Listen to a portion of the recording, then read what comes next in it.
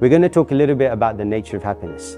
When we think about happiness, one of the ways, like a default approach to happiness is, I am happy when I get what I want. Isn't it? Like, does that ring familiar? So the pursuit of happiness is getting all the stuff that I want, and then that's happiness. So that's the connection, right? So that's why the whole kind of societal push is towards get what you want. All right, get what you want, and then you'll be happy. Because we all want to be happy. We all accept that, spiritual, not spiritual. We all want to be happy, right? So then the real question is, like, how do you get to that place? So here's a bit of a thought experiment for you. I like pizza, so I use pizza. So this pizza, I like pizza, so I'm thinking, if I get pizza, then I'll be happy, right? Because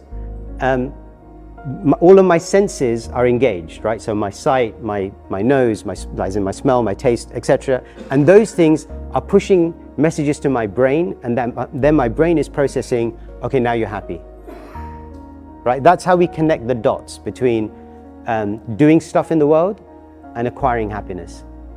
Okay, so let me ask you, imagine that you like pizza too.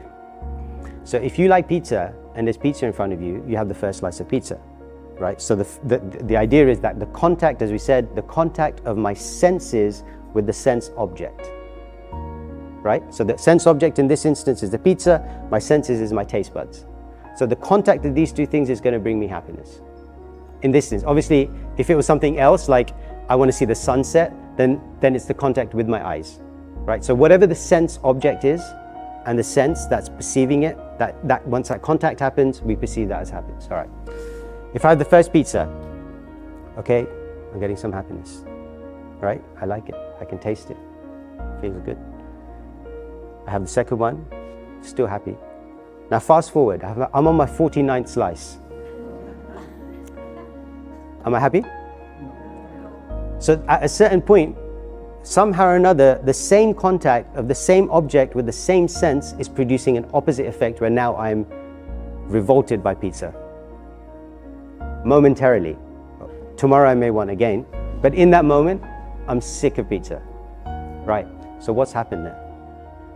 The point is that one perception or one superficial understanding of what happiness is that which is the point of connection between sense object and sense.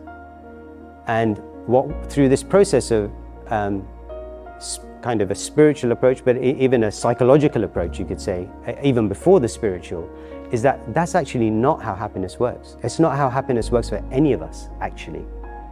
The way happiness really works, and I'll take you through the technical bit of this in a second, the way it works is about the absorption of your mind.